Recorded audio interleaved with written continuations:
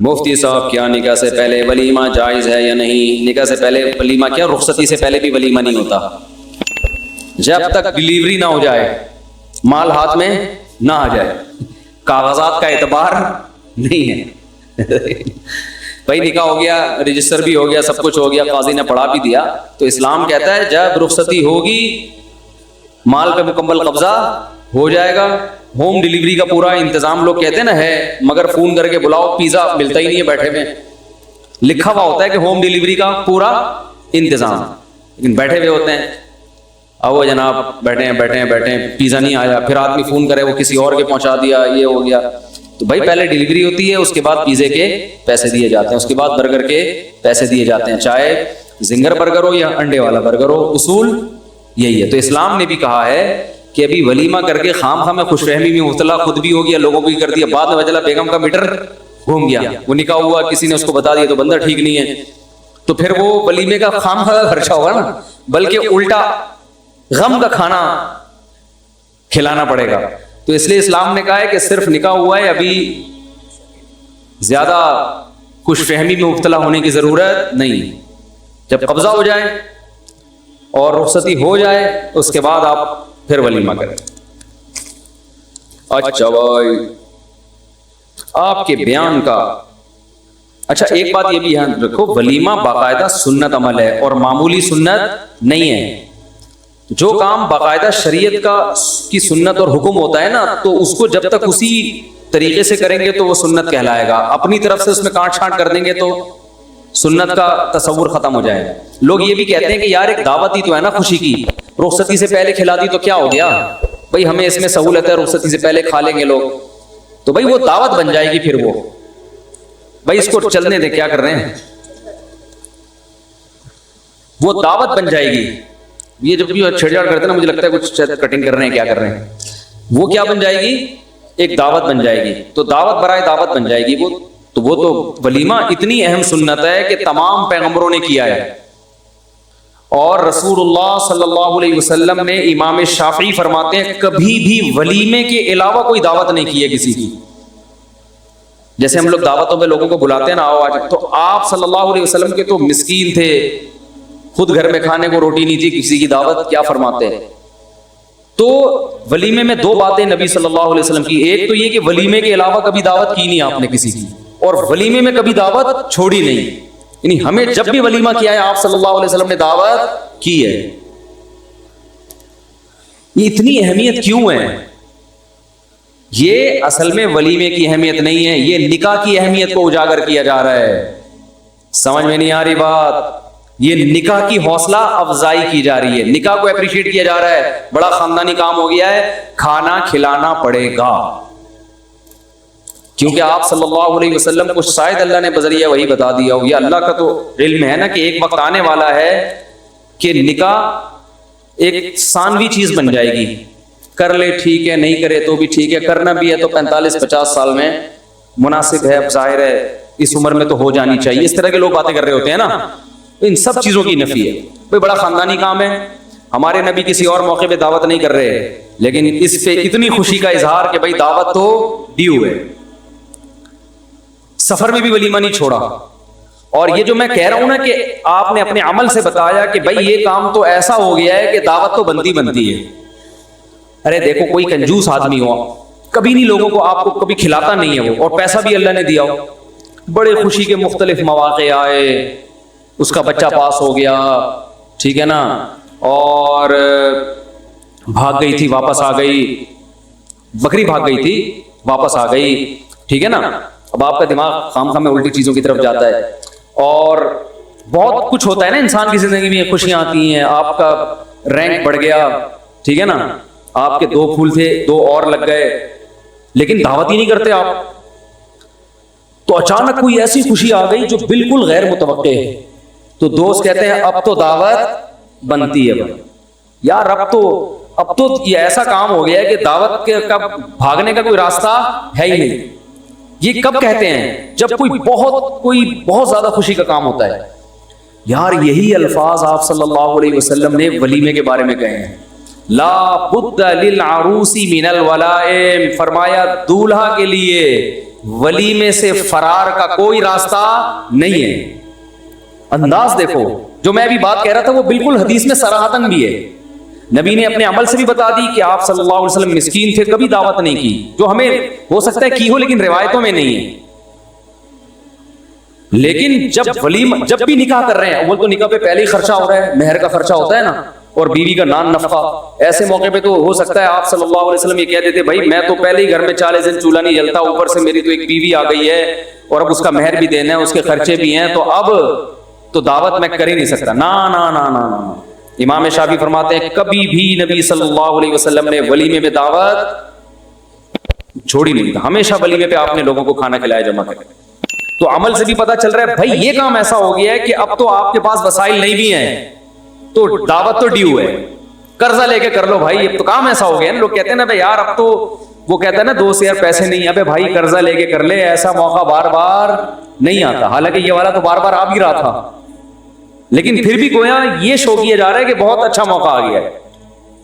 اور زبان سے بھی آپ صلی اللہ علیہ وسلم نے فرمایا لا بد للعروس من الولائم. عروس دولہے کو کہتے ہیں, دولہا کے لیے ولیمہ سے فرار کا کوئی راستہ نہیں ہے. یعنی ایسا کام دولہا نے خاندانی کر لیا ہے کہ دعوت تو بنتی ہی بنتی ہے. یہ میں حدیث کا با محاورہ ترجمہ کر رہا ہوں. آپ صلی اللہ علیہ وسلم کی منشا کو اور آپ کی مراد کو اپنے الفاظ میں بیان کر رہا ہوں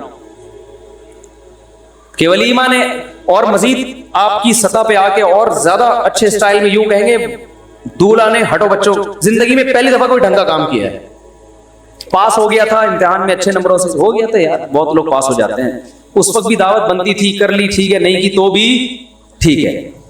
بھائی یہ اتنی محنت کی اس نے کہ اس کو جو ہے وہ اس دفعہ کمپنی نے تنخواہ کیا کر دی ہے, ڈبل کر دی ہے, کر لی محنت, اچھا کام ہے, دعوت کر لو یار. یار میرا موڈ نہیں, چلو ٹھیک ہے. کبھی موڈ ہوتا ہے انسان کا دعوت کا, کبھی نہیں ہوتا. یہ میں اسلام کا مزاج نکاح کے بارے میں بتا رہا ہوں. یعنی اسلام بزبان حال یہ کہہ رہا ہے آپ کو کہ بھئی آپ کی تنخواہ ڈبل ہو گئی, آپ کا انکریمنٹ لگ گیا, آپ واپس آ گئی, ٹھیک ہے, یعنی بکری جو بھاگ گئی تھی واپس آ گئی. اب پھر وہ آپ ہنستے ہیں یار پتہ نہیں کسی اور طرف دماغ جا رہا ہوتا. تو یہ ساری چیزیں بقول اسلام کے, نہیں اسلام نے جو ہمیں تعلیمات دی ان سے گویا اسلام بزبان حال یہ کہہ رہا ہے جو میں اس وقت کہہ رہا ہوں کہ بھئی ٹھیک ہے دعوت کر لو, اچھی بات ہے, نہیں کرو ٹھیک ہے. جیسے ہی آپ نے شادی کی, چاہے وہ دوسری ہو تیسری, کیونکہ نبی تو ہر نکاح پہ کھلا رہے ہیں نا, اور ہر دفعہ جو عروس کہتے ہیں جو جب بھی نئی نکاح کرے اور نیا نکاح اس کا, عروس اس کو کہتے ہیں, عروسہ دلہن کو کہتے ہیں, عروس دولہا کو, دولہا اسی کو کہتے ہیں جس کی نئی شادی ہوئی ہو. ابے 90 سال کے جو جس کے بچے پوتے نواسے ہو گئے ان کو بھی کوئی دولہا کہتا ہے؟ 99 سال کے نانا آ رہے ہیں, آپ کہتے ہیں دولہا بھائی تشریف لائیے, وہ کہیں گے کیا کر رہے ہو بھائی, تو آپ ان سے کہیں آپ دولہا بنے تھے نا, کہ تھے نا آپ تھوڑی. تو دولہا اس کو کہتے ہیں جس کی نئی شادی ہو, جس کا بھی پٹنے کا پورا انتظام ہو چکا ہو دوسری اور تیسری میں. تو ایسے شخص کے بارے میں اسلام بازبان حال کہہ رہا ہے بھائی یہ پاس ہوا تھا, اس کے 2 پھول لگ گئے تھے, دعوت کر لے اچھی بات ہے, سخاوت اسلام اچھی چیز ہے, نہیں چلتا ہے کوئی مسئلہ نہیں. جیسے یہ چوتھی شادی کرے گا نا, یا تیسری یا دوسری کوئی سی بھی, اسلام کہے گا بھائی اب کام تم نے کیا کر لیا, ہٹو بچ. اب تو لا بدہ کہتے ہیں کوئی چارہ ہے ہی نہیں اس کام سے, کوئی مفر, کوئی فرار کا راستہ ہے ہی نہیں. آپ کا یار میرے پاس پیسے نہیں ہیں, تو گویا اسلام بزبان کرے پھر یہ کیوں شادی آپ نے, جب آپ نے دعوت نہیں کرنی تھی ہیں بھائی, یا تو نکاح نہیں کرتے, اور اگر آپ نے نکاح کر لیا ہے تو اتنا اچھا کام کر لیا آپ نے کہ دعوت کا راستہ اب آپ نے کھول دیا ہے. یعنی بزبان حال گویا اس کو ایک قسم کا طنز کیا جا رہا ہے کہ کوئی نکاح کر کے یہ کہے کہ میں ولیمہ نہیں کروں گا, میں نہیں کھلاؤں گا لوگوں کو, بھائی میرے پاس خرچہ آج کل مہنگائی بہت ہے. تو گویا اسلام یہ کہہ رہا ہے کہ بھائی نکاح کر کے تو دعوت کا راستہ, اب دعوت سے بھاگنے کا راستہ آپ کے پاس ہے ہی نہیں, لہذا اگر دعوت سے بھاگنا تھا تو پھر اتنا اچھا کام کرنے کی آپ کو چندہ ضرورت تھی نہیں. یہی مطلب ہوا کہ نہیں ہوا؟ اب یہ تشریح آپ کو کتابوں میں, یہ تو کسی کتاب میں نہیں لکھا, وہ کیا کریں وہ ورڈنگ وہی آتی ہے نا, ہر چیز کتاب میں لکھی ہوئی نہیں ہوتی. سمجھتے ہو کہ نہیں سمجھتے؟ بعض چیزیں قدرت کی طرف سے دماغ کھوپڑی شریف میں آ رہی ہوتی ہیں. تو لا بد للعروس من الولائم، آپ صلی اللہ علیہ وسلم نے فرمایا دولہا کے لیے ولیمے سے بھاگنے کا راستہ نہیں. اور یہ بھی آپ صلی اللہ علیہ وسلم نے فرمایا جس کو ولیمے کی دعوت دی گئی، کیا انداز ہے یار، جس کو ولیمے کی دعوت دی گئی اور اس نے اس دعوت کو ٹھکرا دیا، فقط عصا ابو القاسم، ابو القاسم آپ صلی اللہ علیہ وسلم کی کنیت تھی، اس نے ابو القاسم یعنی میری نافرمانی کی ہے.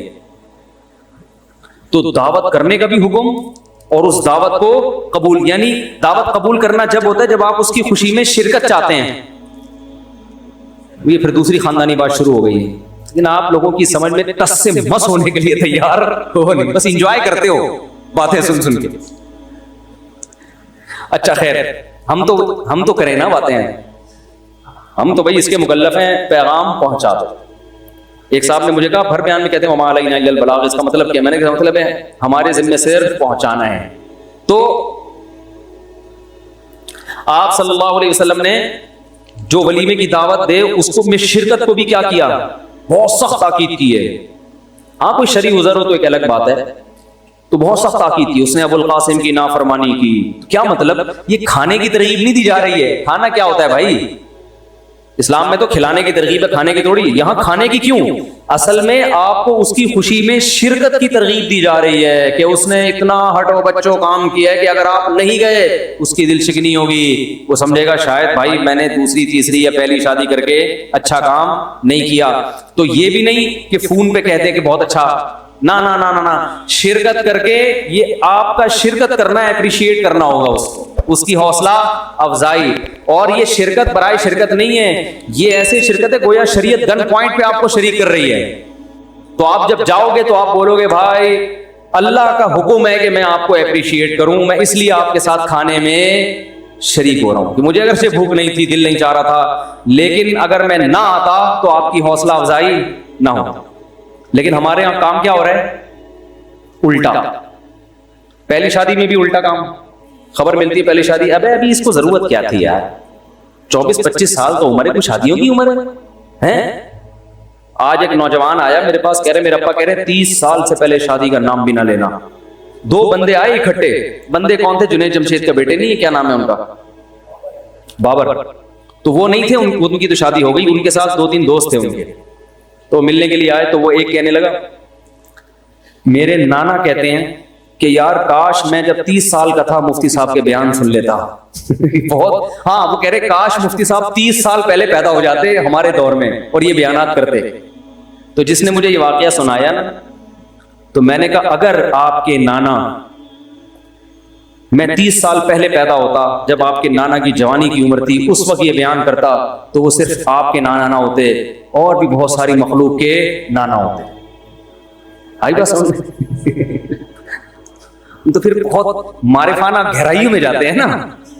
ہم تو بال کی کھال اتارتے ہیں پھر بیٹھ. میں نے کہا اس کے تو آپ کے نانا کی یہ چاہت جو ہے یہ بہت گہری چاہت ہے، بہت علم اور معرفت کے سمندر ہے اس میں، یہ بہت گہری بات کہہ گئے.